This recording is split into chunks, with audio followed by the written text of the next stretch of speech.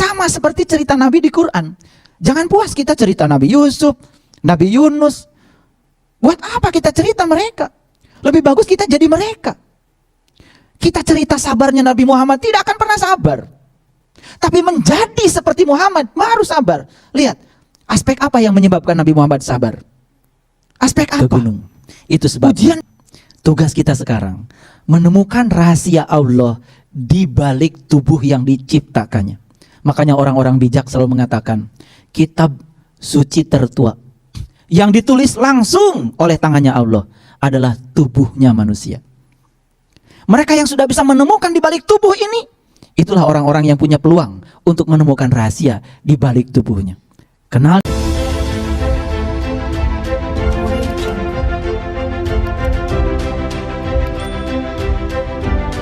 yang luas itu. Karena ruhku ini bagian dari dirinya Allah yang ditiupkan ke dalam diri kita, yang akan dikaryakan oleh Allah untuk tujuan Allah. Itu sebabnya ruhku ini sebetulnya mewakili sifat-sifatnya. Kenal ruhku, kenal diri sejati kita, maka kita akan kenal kepada Allah, Tuhan kita. Man arofa nafsahu faqad arofa robbahu. Alam besar ada halilintar. Bagi yang tahu, di sini juga ada halilintar. Di alam besar itu ada gunung. Bagi yang tahu, di sini juga ada gunung. Di alam besar ada rasi bintang dengan segala bintang. Di dalam diri kita juga ada rasi bintang. Yang tahu. Di alam semesta ada matahari. Di dalam diri kita juga ada matahari bagi yang tahu cara menyaksikannya. Di alam besar ada bulan yang purnama. Di dalam diri kita juga ada bulan yang purnama bagi yang tahu cara menyaksikannya. Itu sebabnya Allah berfirman dalam Al-Qur'an, sanurihim ayatina fil afaq wa fi anfusihim hatta yatabayyana annahul haq. Aku bentangkan kebesaranku di segala ufuk. Dan yang paling penting, kebesaranku yang aku bentangkan di segala ufuk, aku bentangkan juga kebesaranku pada dirimu sendiri. Tidakkah kamu mencoba mendaki untuk menyaksikannya? Jadi kalau di alam besar ada gunung, dalam diri kita juga ada gunung. Mereferens kepada Quran surat Al-A'raf ayat 143. Waktu Nabi Musa memohon kepada Allah, ya Allah Tuhanku, nampakkanlah diri engkau kepadaku, agar aku dapat melihatmu. Apa jawaban Allah?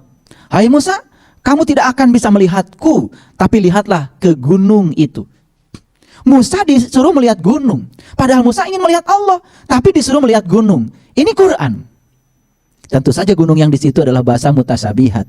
Itu sebabnya di dalam diri kita ada puncak kesadaran yang tertinggi. Kadang disebut sidrah al-muntaha, kadang disebut kolbu, kadang disebut puncak kesadaran, kadang juga disebut gunung. Jadi sebetulnya ada korelasi yang sangat dekat. Nabi Muhammad waktu mengenal Allah di sidrah al-muntaha. Nabi Musa mengenal Allah di gunung. Artinya gunung dengan sidratul muntaha sebetulnya itu adalah bahasa konteks yang sama. Jadi kalau di Quran ada kata-kata gunung, yang dimaksud adalah puncak kesadaran yang tertinggi pada diri orang yang beriman. Itulah yang disebut dengan Baitullah, rumah Allah yang dekat dengan kita, lebih dekat kepada kita, melampaui dekatnya urat nadi leher kita. Jadi kembali lagi, kalau di alam semesta ada gunung, di dalam diri kita juga ada gunung. Gunung itu adalah puncak kesadaran yang tertinggi. Itu sebabnya di Quran surat Al-Balad, Balad itu cerita tentang kota, cerita tentang negeri. Makanya kalau kita sering membaca Quran surat At-Tin, Wat-Tin, Waz-Zaitun, demi tin dan zaitun.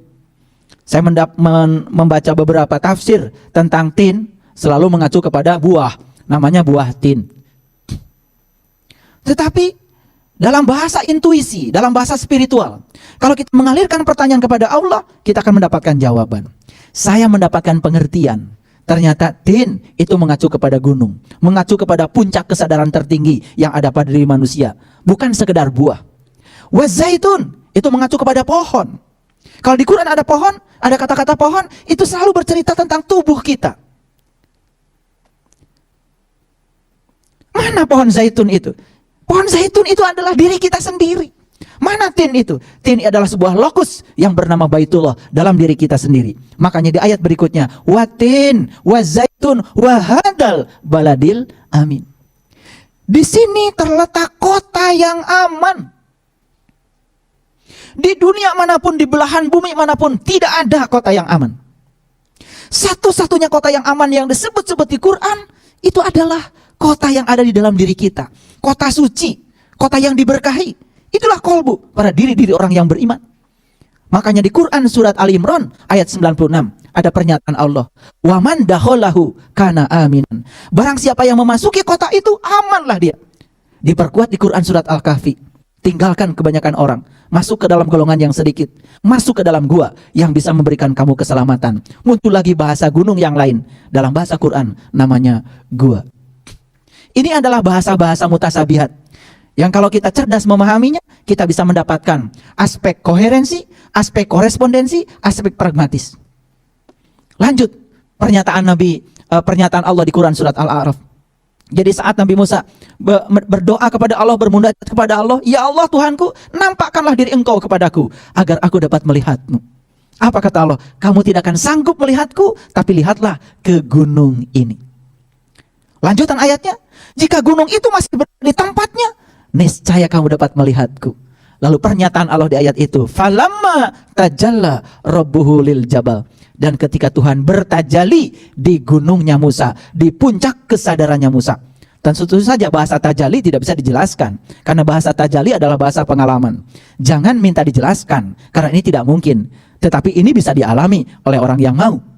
Falamma tajalla rabbuhu lil jabal. Ketika Tuhan bertajali di puncak kesadarannya Musa, apa yang terjadi? Gunung hancur luluh dan Musa jatuh pingsan. Artinya apa? Kesadaran duniawinya Musa menjadi hilang. Dan saat itu Musa mengalami kondisi yang diceritakan dalam Quran, kullu sa'in halikun illa wajhahu. Segala sesuatu hilang musnah, yang nampak cuma satu, wajahnya. Ini sekedar cerita luar yang perlu dialami sendiri oleh diri kita yang mau mengalaminya. Kalau puas dengan cerita luar, tidak pragmatis, kita tidak akan mendapatkan apa-apa. Mana yang paling bagus? Cerita Musa atau jadi Musa? Mana yang paling bagus? Cerita Sulaiman atau menjadi Sulaiman? Mana yang paling bagus? Cerita Ismail atau jadi Ismail? Menjadi itu learning to be. Makanya saya kalau mengajar fisika untuk mahasiswa saya tidak pernah cerita Archimedes. Tapi biarkan mahasiswa menjadi Archimedes. Difasilitasi untuk menemukan hukum sendiri. Karena sesungguhnya hukum Archimedes itu hukum alam yang sudah tersedia di alam. Bahkan dari kecil mungkin kita pernah mengalaminya. Dulu kita, zamannya belum ada listrik, masih ingat barangkali. Kan kita ngambil air dari sumur pakai timbaan. Betul? Pakai ember. Kemudian timbaan itu dibiarkan oleh kita meluncur ke bawah sampai ke permukaan air. Setelah bunyi, celung, terbalik embernya. Lalu ember itu mengambil air. Biasanya diulur dulu oleh kita supaya airnya penuh. Mungkin kita punya pengalaman. Saat kita menarik tali timbaan, waktu embernya masih tenggelam dalam air, ringan apa berat? Ringan. Tapi waktu lepas itu ember dari bibirnya air itu, permukaan air, langsung terasa berat. Mungkin bagi orang, wah dulu waktu air masih ada, waktu ember masih di dalam air, kayaknya ada yang bantuin. Apa itu? Jurig air. Jadi tidak ilmiah, padahal di situ adalah aspek sains. Pengalaman Archimedes dengan pengalaman kita sama. Makanya buat apa kita cerita hukum Archimedes? Lebih bagus biarkan mahasiswa menjadi Archimedes. Itu yang disebut dengan literasi saintifik. Jadi sebetulnya discovery learning, belajar menemukan sendiri dalam segala aspek kehidupan itu penting. Dan discovery learning harus dimulai dengan proses mengalami sendiri. Saya sering tanya orang-orang, kalau air mendidih pada suhu berapa derajat? 100 Pak. Dari mana Anda tahu? Dari buku Pak. Buku apa yang Anda baca? Ternyata buku-buku yang dibaca itu buku-buku terjemahan dari negara yang berbeda tekanan atmosfernya. Misalkan baca buku fisika dari Amerika. Di Amerika tekanan udara 1 atmosfer. Di sana air mendidih 100 derajat Celcius. Di tempat kita di Indonesia belum 100 derajat sudah mendidih. Kenapa? Tekanan atmosfer berbeda. Karena kita belum pernah mengukur. Lalu kita bilang air mendidih 100 derajat. Itu di Eropa, di Amerika. Di sini 90 derajat sudah mendidih. Lalu informasi yang salah, yang tidak dialami, disampaikan pada siswa. Berapa ribu siswa diajarin oleh guru yang salah. Karena guru cuma baca buku, tidak mengalami sendiri. Padahal ambil termometer, didihkan air, ukur. Saat itu kita akan mendapatkan hasil ukur, hasil kita, bukan hasil orang. Itu namanya discovery learning. Jadi kita belajar mengalami sendiri. Pengalaman itu penting. Makanya para leluhur kita mengatakan pengalaman itu guru yang terbaik. Jadi waktu ember itu ada di air, terasa ringan. Ada yang bantuin katanya. Ya iya, kenapa? Ada gaya angkat ke atas. Dari mana? Dari sifat air. Gaya angkat ke atas disebut gaya Archimedes. Apa perlu ditemukan oleh Archimedes? Karena Archimedes adalah orang pertama yang menemukan, kita berikan rasa hormat kepada beliau. Tapi bukan berarti itu hukum-hukum Archimedes. Itu hukum alam yang tersedia dimanapun tempatnya. Siapa saja yang bisa mengalaminya, yang mau mengalaminya akan menjadi Archimedes. Sama seperti cerita Nabi di Quran. Jangan puas kita cerita Nabi Yusuf, Nabi Yunus. Buat apa kita cerita mereka? Lebih bagus kita jadi mereka. Kita cerita sabarnya Nabi Muhammad, tidak akan pernah sabar. Tapi menjadi seperti Muhammad, baru sabar. Lihat, aspek apa yang menyebabkan Nabi Muhammad sabar? Aspek apa? Ujian dan kesulitan yang Allah berikan kepada beliau, itu yang telah menimpa. Beliau menjadi hebat. Jadi ujian, kesulitan yang menimpa Nabi bukan merupakan sebuah musibah, tapi itu berkah, jalan dari Allah untuk mengangkat harkat dan derajat beliau. Jadi kita ingin semulia Nabi, ingin tinggal bersama Nabi di surga, tapi tidak mau mengalami proses seperti apa Nabi menjadi seperti itu, kan aneh. Baru dapat ujian sedikit saja, waduh, sudah berkeluh kesah. Makanya lihat orang-orang lemah. Orang lemah itu bukan orang yang gak pandai, tapi orang yang tidak punya semangat dan selalu mengeluh. Itu sebabnya orang-orang bijak mengatakan hati-hati dengan pikiran, kata-kata, dan perbuatan. Karena pikiran, kata-kata, dan perbuatan itu adalah doa. Makanya Allah di dalam ayat ini mengatakan, tidakkah kamu mencoba jalan mendaki? Mendaki kemana? Ke gunung. Ini perintah untuk kita agar kita sungguh-sungguh meningkatkan kesadaran-kesadaran kita sampai di puncaknya kesadaran. Dan mendaki itu memang sulit. Kadang-kadang kita harus terjatuh, kepleset. Tapi jangan kecil hati. Mendaki, jatuh, coba lagi. Mendaki, jatuh, coba lagi. Tuhan tidak menyuruh kita untuk menjadi orang sukses. Tuhan hanya menyuruh kita menjadi orang yang mencoba. Sekali lagi, Allah tidak menyuruh kita menjadi orang sukses. Tapi Allah hanya menugaskan kita untuk mencoba. Dalam mencoba itulah kita dapat pengalaman. Jadi, mencoba jalan mendaki. Ini bahasanya masih bahasa luar. Bahasa kulit, bahasa elektron. Belum memasuki bahasa dalam. Mendaki yang paling sulit adalah mendaki ke dalam. Mengalahkan orang lain kita jadi pemenang. Tapi mengalahkan diri sendiri yang membuat kita jadi dewasa, itu sulit dan perlu perjuangan. Makanya lihat orang-orang yang belum bisa berdamai dengan dirinya sendiri. Kenapa? Karena belum mencoba jalan mendaki. Lebih suka memilih, ini benar, ini salah. Ini benar, ini salah. Ini gelap, ini terang. Ini lurus, ini bengkok. Terus saja seperti itu. Di dua pilihan itu, dua-duanya ada risiko. Yang paling lucu adalah saat kita mengambil sebuah pilihan, berani mengambil pilihan, tetapi tidak mengambil risiko dari sebuah pilihan. Itulah barangkali yang disebut dengan jiwa-jiwa yang pengecut. Sekali lagi, wahadainahu najdain, aku telah berikan kepada kalian dua jalan. Fala aqtahamal aqobah, tidakkah kalian mencoba jalan mendaki? Mendaki pasti ke gunung. Jadi jangan heran, kalau dalam tradisi umroh, dalam tradisi haji, semua umat Islam nyampe di sana, ziarahnya kemana? Semua ke gunung. Padahal saat di Indonesia, semua ziarah selalunya ke makam. Betul? Tapi sampai di Mekah, ziarahnya lain, ke gunung. Ziarah ke Jabal Sur. Apa Jabal Sur? Gunung rahasia. 3 hari 3 malam Nabi Muhammad tinggal di Jabal Sur. 3 hari 3 malam, apa artinya?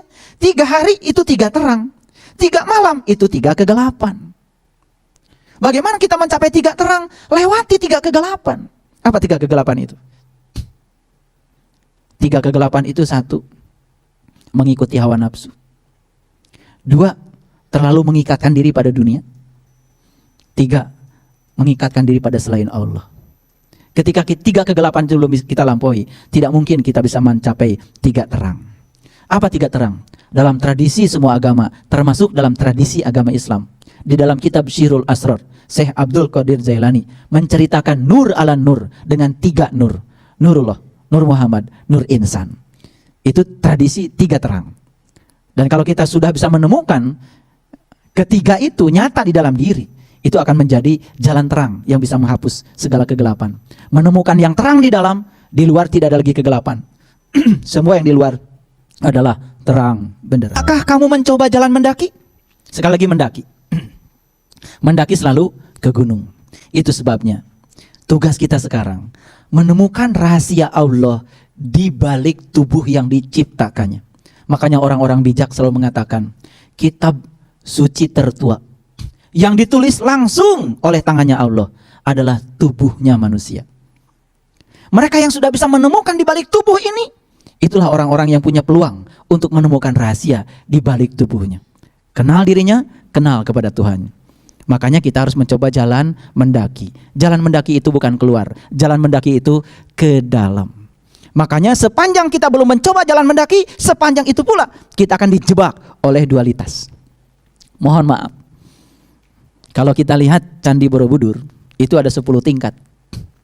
2 tingkat yang pertama, itu yang disebut dengan tingkatan Kamadhatu. Kamadhatu itu adalah tingkatan manusia yang kesadarannya masih rendah. Kenapa kok tingkatan Kamadhatu ada 2 tingkat? 2 tingkat itu menurut pemahaman saya adalah dualitas yang harus dilampaui. Makanya kalau kita naik ke Borobudur kan mendaki juga. Begitu selesai Kamadhatu masuk area yang disebut dengan Rupadhatu. Di atas lagi ada Arupadhatu. Sampai di puncaknya yang paling tinggi namanya stupa. Di stupa yang paling tinggi, stupanya nggak ada bolong-bolongnya. Udah rapet semua. Artinya nggak bolong lagi. Sudah nggak ngelihat lagi keluar. Ngelihatnya sudah ke dalam. Jadi kenapa di stupa yang paling tinggi rapet nggak ada bolongnya? Nggak ngintip-ngintip lagi keluar. Udah ke dalam, udah rapet. Apapun yang di luar sudah tidak mengganggu lagi.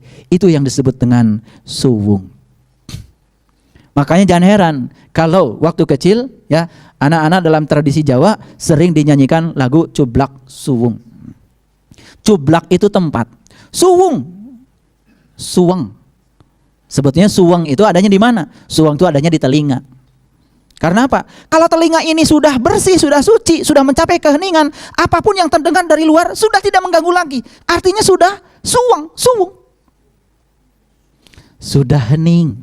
Makanya dalam hening intuisi berkembang, dalam hening inspirasi berkembang, dalam hening imajinasi berkembang, dalam hening kecerdasan spiritual kita berkembang. Makanya lihat orang-orang yang belum hening matanya, belum hening telinganya, belum hening lisannya, belum hening pikirannya. Yang belum hening pikirannya sering lupa kalau dia sering buang sampah. Sampah fisik berbahaya, apalagi sampah spiritual. Mohon maaf, gak terasa anak kita barangkali melakukan tindakan yang berbeda dengan keinginan kita. Kita marah.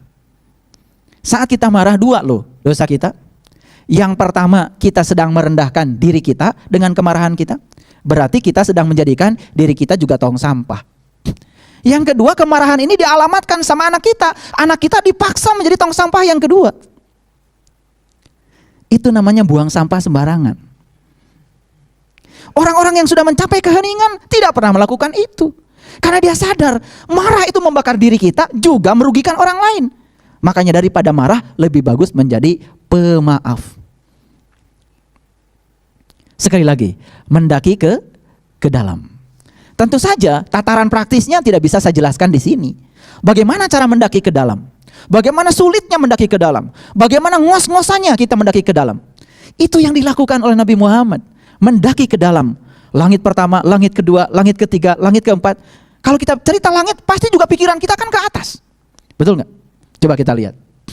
Kalau kita punya batu, dipegang di sini, jatuh ke bawah. Tapi kalau kita lihat asap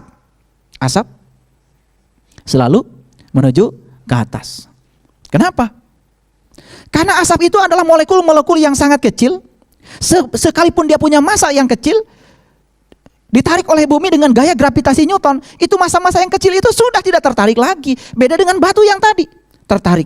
Karena begitu ringannya, dia melesat ke atas.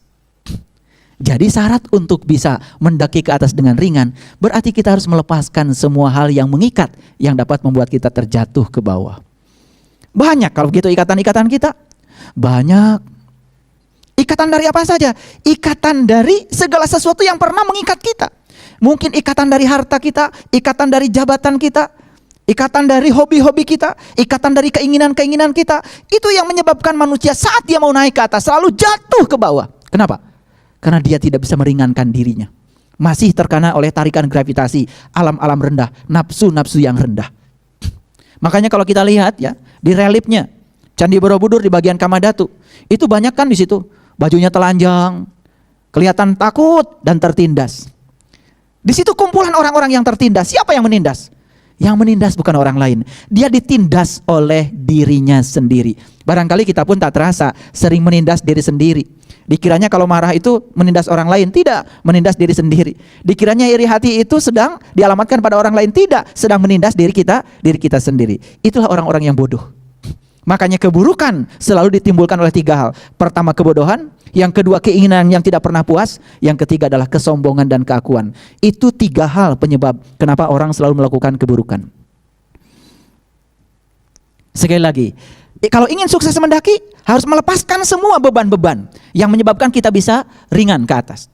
Perhatikan, begitu sampai di puncak gunung, apa yang kita rasakan? Begitu sampai di puncak gunung, jerih payah kita sampai di situ tuh dibayar oleh apa? Pemandangan yang indah, alam yang sejuk, angin yang bisa meniadakan semua keringat yang berlumuran di tubuh kita. Subhanallah, begitu sampai di puncak gunung, kita bisa melihat pemandangan yang indah. Artinya apa? Begitu sampai di puncak kebijaksanaan, semua di semesta ini tidak ada yang buruk. Semua adalah berkah, karena kita sudah bisa mengolahnya dengan sudut pandang yang baik. Itu sebabnya orang-orang bijak sering mengatakan begini, tempatkan jiwamu di tubuhmu seperti Allah menempatkan dirinya di semesta yang besar. Tanpa penghakiman, tanpa penilaian, dan Allah membiarkan semua kun fayakun, berproses dalam ruang waktu apa adanya. Disitulah mulai kita menemukan kedamaian. Nah sekarang bagaimana caranya mendaki ke dalam? Mendaki ke dalam itu merupakan pekerjaan yang sangat luar biasa. Hanya bisa dicapai oleh orang-orang yang tekun. Itu sebabnya setiap habis sholat, setiap sholat kita membaca surah Al-Fatihah. Kenapa? Tidak sah sholatnya kalau tidak membaca surah Al-Fatihah. Surah Al-Fatihah. Al-Fatihah itu artinya pembuka. Al-Fatihah artinya alat untuk membuka. Surat Al-Fatihah terdiri dari 7 ayat. Angka 7 diabadikan di banyak hal. 7 kali tawaf, 7 kali sa'i, 7 batu melempar jumroh. Bahkan Allah berfirman di Quran, wa banaina fawqakum sab'an sidada. Aku telah menciptakan 7 di atasmu yang amat kokoh.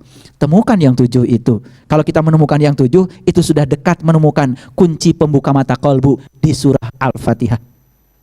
Begitu kita sudah masuk ke situ, ayat yang pertama apa? Bismillahirrahmanirrahim. Huruf pertamanya adalah ba.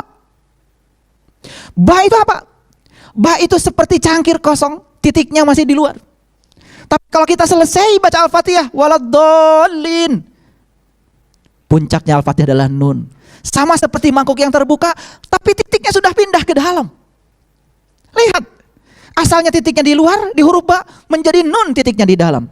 Seharusnya saat kita melewati fase Al-Fatihah, kesadaran luar kita naik kepada kesadaran yang terdalam pada diri kita. Kesadaran terdalam pada diri setiap manusia diceritakan di Quran surat An-Nur ayat 35.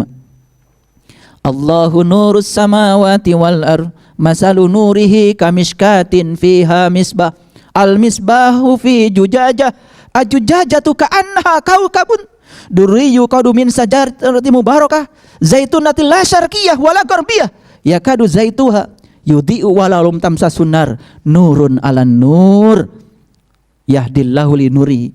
Allah menunjukkan pada cahayanya siapa saja yang dikehendaki. Makanya dalam tradisi semua pencari kebenaran, pasti yang dicari adalah nur alan nur. Belajar pada alam semesta, lihat semua pohon yang dicari cahaya. Pohon yang tumbuh karena akarnya tumbuh di tempat kegelapan, tapi pohonnya tidak menuju kegelapan. Kendalinya ada di tempat yang gelap yang namanya akar. Ketika akar tumbuh, pohon tumbuh. Tapi yang dicari semua pohon apa? Cahaya. Coba tempatkan pohon dimanapun, dia akan mencari cahaya. Pohon saja mencari cahaya. Semua makhluk di semesta ini mencari cahaya. Bahkan laron keluar sengaja dari lubang di musim hujan, yang dicari oleh dia cahaya. Semoga kita semua menjadi cahaya-cahaya semesta, di mana laron akan mencari kita. Semua yang kegelapan akan mencari kita, orang-orang yang sudah bercahaya. Makanya visi agamanya para leluhur di Nusantara, berulang-ulang saya katakan ada 6. 1, membantu orang yang butuh. 2, menolong orang yang susah. Di situ iman itu kelihatan. Iman itu bukan berapa rakaat salat kita sehari semalam, itu sarananya. Tapi puncaknya iman adalah kepedulian. Sudahkah kita membantu orang yang butuh bantuan kita? Sudahkah kita menolong orang yang susah di sekitar kita? Sudahkah kita tergerak membangunkan orang yang tertidur panjang kesadarannya yang ada di sekitar kita? Mungkin keluarga kita, mungkin anak-anak kita. Sudahkah kita mengingatkan orang-orang yang lupa di sekitar kita? Sudahkah kita menjadi cahaya yang bisa menerangi kegelapan bagi orang-orang yang kegelapan di sekitar kita? Sudahkah kita menjadi pemberani yang bisa mengantarkan orang-orang yang ketakutan dalam kehidupannya? Itu visi agama para leluhur kita. Keren sekali kalau kita tahu. Makanya kita disuruh oleh Allah di Quran surat Al-Balad. Balad itu kota. Watin, wazaitun, waturisinin, wahadal baladil amin. Disinilah aku letakkan, kata Allah, kota yang aman. Balad. Apa berikutnya? Wahadal baladil amin. Laqad khalaqnal insan fi ahsani taqwim. Sungguh manusia itu sudah aku bentuk. Wujudnya, bentuknya sempurna. Sempurna seperti apa? Apakah dia cantik dibandingkan dengan yang kurang cantik? Yang ganteng dibandingkan yang gak ganteng? Yang sempurna tuh yang cantik, yang ganteng? No. Model manusia, yang cantik, yang kurang cantik, siapapun, yang tinggi, yang pendek, yang bule, yang hitam, semua model manusia sama. Telinganya di sini, matanya di sini, hidungnya di sini, mulutnya di sini, tangannya di sini, jarinya 10. Itu model manusia. Sekarang HP saja diciptakan oleh penciptanya. Setiap fitur-fitur di HP ini ada tujuannya. Masa iya Allah menciptakan tubuh kita, setiap bagian tubuh kita nggak ada gunanya? Maka beruntunglah mereka yang sudah menemukan rahasia tubuhnya. Maka dia bisa menggunakan tubuhnya sebagai kendaraan untuk mengantarkan sang jiwa pada tujuannya. Maka kita diajarkan oleh Allah di ayat ini, cobalah jalan mendaki. Sesungguhnya manusia aku ciptakan dalam bentuk yang paling sempurna. Tapi lihat ayat berikutnya. Laqad khalaqnal insan fi ahsani taqwim summa radadnahu asfala safilin. Tapi mereka yang tidak menemukan tujuan Allah menciptakan tubuhnya untuk apa? Yang tidak menemukan rahasia tubuhnya sendiri, tidak bisa membaca kitab tertua yang Allah tulis, yaitu dirinya sendiri. Apa jadinya? Dia akan menjadi aspal. Siapa aspal? Aspal itu bagian material di semesta yang selalu diinjak-injak, yang nasibnya selalu diinjak-injak, warnanya hitam legam. Itu aspal. Jadi kalau kita diinjak-injak dalam hidup, hitam legam, tidak bercahaya, itu bukan takdir dari Allah.